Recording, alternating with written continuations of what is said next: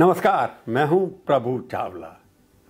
हम आज फिर उसी विषय पर बात करेंगे जिस पे कल मैंने एक शॉर्ट किया था कि दिल्ली के अंदर रेड फोर्ट के अंदर जो ब्लास्ट हुआ है उसके मायने क्या है, इस समय क्यों हुआ, क्यों इसके ऊपर सारे देश के अंदर चर्चा हो रही है और विदेशों में भी इसके ऊपर चर्चा होनी शुरू हो गई है कि भारत के ऊपर फिर से किसी बड़े खतरे की निशानी है ये, या उसका मैसेज है कि भारत को आगे से क्या क्या कदम उठाने पड़ेंगे ताकि जो ताकतें भारत को कमज़ोर करने के लिए ऐसा काम करना चाहती हैं उनको अभी से दबा दिया जाए।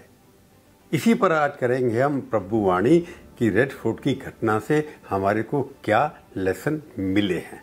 आज के इस प्रभुवाणी शो में हम डिटेल से बात करेंगे उस दिल दहलाने वाली घटना की जिसके कार बम धमाके में जो 10 नवंबर को दिल्ली के लाल किले के पास हुआ था उसमें कितने लोगों को नुकसान हुआ और सारा देश सदमे में डाल दिया। ये अभी ही क्यों हुआ, ये किसने किया, क्या पाकिस्तान फिर से एक्टिव है, क्या बिहार चुनाव को डिस्टर्ब करने की कोशिश थी, ये सवाल पूछे जा रहे हैं क्योंकि ये कोई छोटी घटना नहीं है। ये आतंकवाद की उस पुरानी आग की वापसी है जो सालों से सुलग रही थी और अब फिर से बढ़ती दिखाई दे रही है। अभी तक राजनीति इसमें नहीं हुई है परंतु होने की संभावनाएं बढ़ती चली जाती हैं। सरकार की तरफ से अभी तक कोई आधिकारिक बयान नहीं आया है, फिर भी मैं आपको पूरी कहानी बताने की कोशिश करूंगा। शुरुआत से लेकर अब तक की अपडेट्स दूंगा, संदिग्धों के नाम बताऊंगा, गिरफ्तारियां, बरामद विस्फोटक, सलीमित मॉड्यूल का दोबारा जागना, जम्मू कश्मीर से कनेक्शन, पाकिस्तान से फिर से सक्रियता और सरकार इसके ऊपर क्या कर रही है, इस विषय पर मैं कोशिश करूंगा बताने की। साथ ही थोड़ा पीछे जाकर देखेंगे कि दिल्ली और देश के दूसरे शहरों में पहले ऐसे कितने हमले हो चुके हैं ताकि समझ आए ये खतरा नया नहीं है या बढ़ता चला जा रहा है। 10 नवंबर की शाम को 6:30 बजे से 7 बजे के बीच पुरानी दिल्ली के चांदनी चौक में रेड फोर्ट मेट्रो स्टेशन के गेट नंबर 1 के ठीक पास एक सफ़ेद हुंडई i20 कार में ज़बरदस्त धमाका हुआ।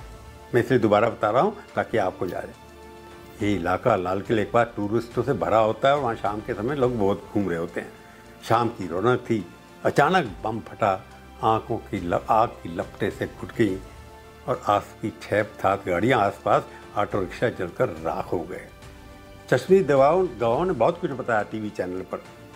अभी तक अपडेट ये आ रही है, ऑफिशियल फिगर नहीं है, कि 13 लोग लगभग मर गए हैं और 20 से ज़्यादा घायल हैं।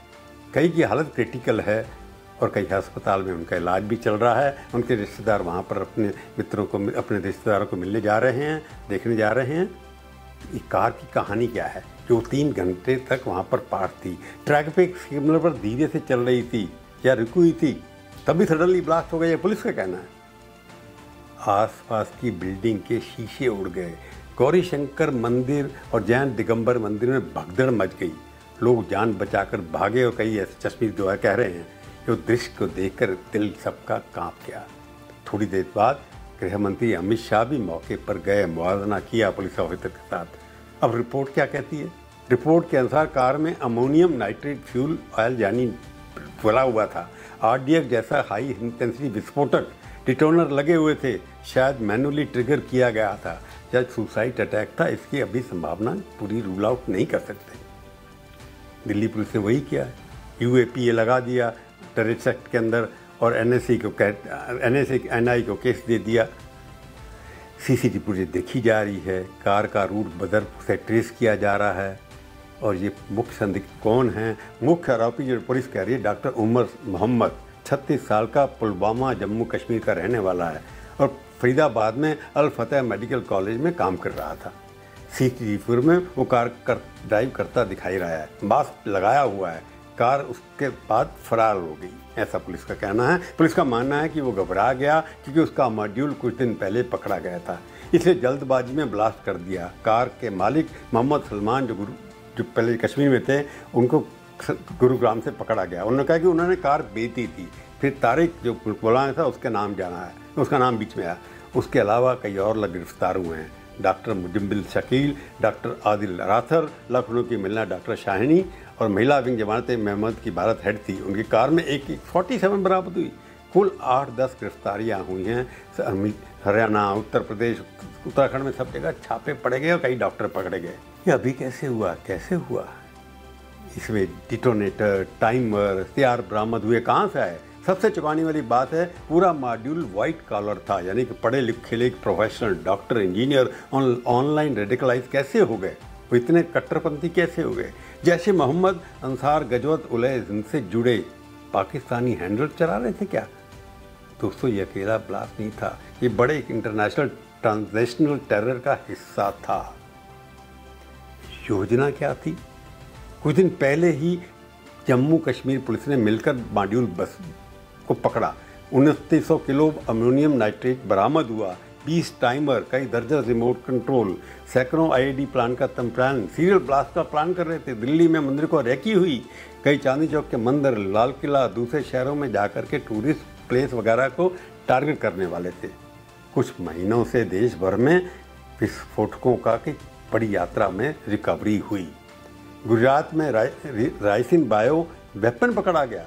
यूपी में जैसे के पोस्टर लगाने वाला डॉक्टर ये जम्मू कश्मीर के ग्रुप से जुड़ा हुआ था, स्लीपिंग मॉड्यूल से जुड़ा था। ये सब जगाए जा रहे थे स्लीपिंग मॉड्यूल।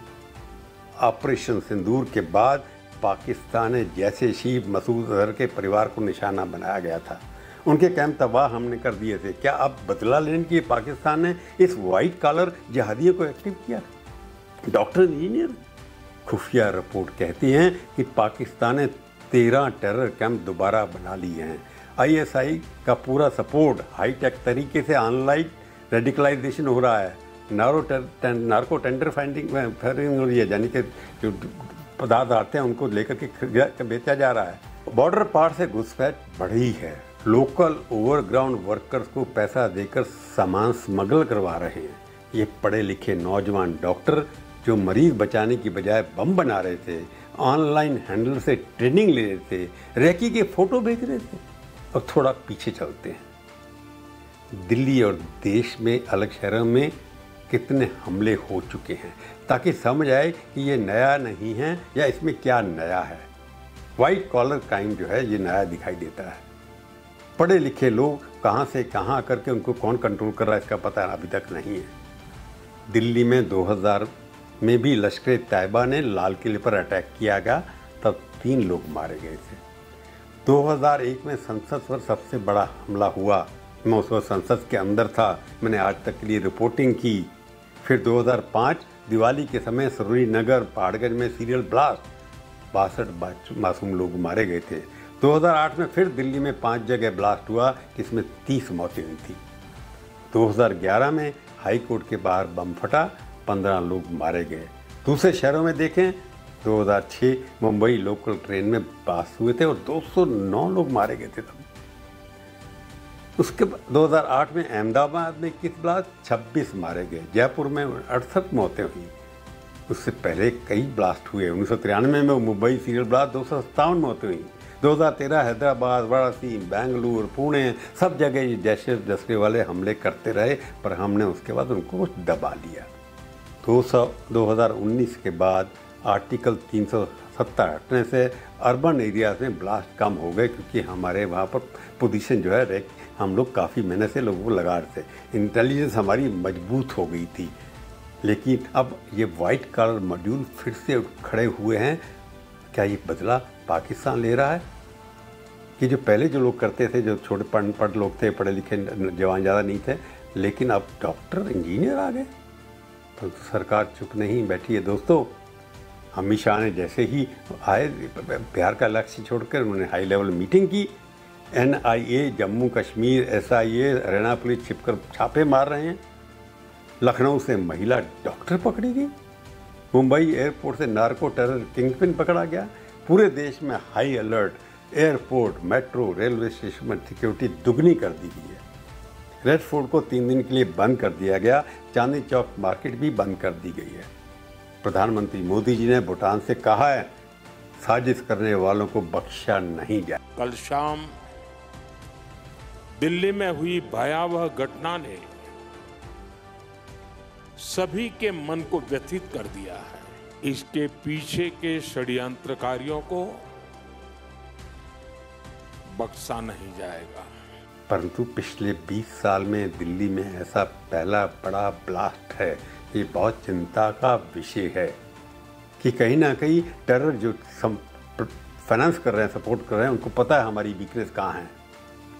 लेकिन सरकार की वजह से कई प्लान फेल भी हो गए हैं, नहीं तो कई शहर जल जाते। दम उठ रहे हैं लोगों पर। बॉर्डर पर बीएसएफ अलर्ट हो गई है, इंटेलिजेंस शेयरिंग बढ़ी है। दोस्तों, ये वाकई चेतावनी है कि खतरा अभी भी बाकी है, क्योंकि इसके अंदर भारत तरक्की कर रहा है और भारत के आसपास के पड़ोसी देश जो हैं वहाँ पर टेररिस्ट जाकर पनाह ले रहे हैं। तो लाल किले का जो ब्लास्ट हुआ है ये अपने आप में बताता है कि भारत चुप करके नहीं बैठ सकता। और ये अच्छी बात है कि जो लाल किले में अभी हुआ है उसको पॉलिटिकल माइलेज के लिए दोनों दलों ने अभी तक यूज़ नहीं किया। हालांकि कांग्रेस ने सवाल उठाए हैं कि भारतीय सरकार से हमारे को जवाब चाहिए, परंतु उन्होंने ये भी कहा है कि जब तक ये रिपोर्ट हमारे पास नहीं आती हम इसका पॉलिटिकल एक्सप्लॉयटेशन नहीं करेंगे।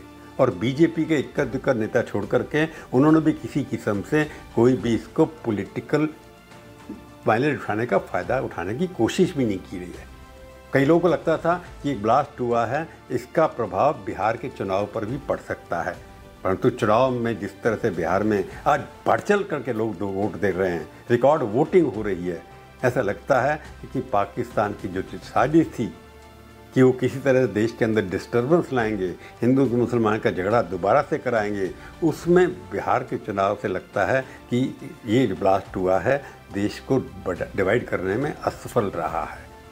परंतु चेतावनी हमारे लिए ज़रूर है कि ये नई किस्म का जो मॉड्यूल बन रहा है जिसके अंदर पढ़े लिखे इंजीनियर कश्मीर के जो लोग पकड़े गए वो बता रहे थे कि हमने तो उनको पैसा दिया, खर्च किया डॉक्टर को बनाने के लिए, हमारे को भी नहीं थी कि वो 2 महीने से नहीं आ रहा था घर, जिसको पकड़ा डॉक्टर को, उसके यहाँ से पढ़ने उनको लगता है कि ये कैसे उनका रेडिकलाइजेशन हो रहा है, कैसे वो इतने कट्टरपंथी हो रहे हैं कि वो बंदूक उठाने के लिए तैयार हैं, बम बना रहे हैं और रिसर्च कर करके नाइट्रोजन बना रहे हैं जिससे बम ब्लास्ट हो सके।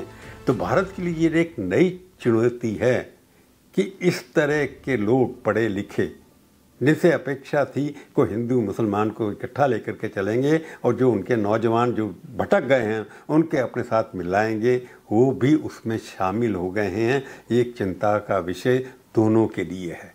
तो भारत सरकार को, भारत की राजनीतिक पार्टियों को सतर्क रहना होगा कि ये नया जो टेरर चैलेंज आया है, जो कलर बर्दार है टेररिस्टों का, जो पहले अनपढ़ किस्म के या जो बेरोजगार नौजवान होते थे वो करते थे, अब जो ऊपर तबके के आदमी हैं वो भी इसके अंदर शामिल हैं। तो सबको सोच करके सोचना होगा इसको कैसे बचाया जाए। सतर्कता की ज़रूरत है। भारत हमारा टूटने नहीं देंगे और इस खतरा निपटने के लिए भारत सरकार उचित कदम उठाएगी, ऐसी मेरी भी अपेक्षा सबकी है। इस विषय पर आज इतना ही, फिर मिलेंगे, किसी और विषय पर बात करेंगे। तब तक के लिए नमस्कार। पर जाने से पहले फिर एक और प्रार्थना, मेरा चैनल देखिए, उसको सब्सक्राइब करिए, उसके ऊपर टिप्पणी लिखिए, अच्छी मीठी खट्टी मीठी, मैं उसका जवाब ज़रूर दूंगा, बुरा नहीं मानूंगा। धन्यवाद, नमस्कार, जय हिंद।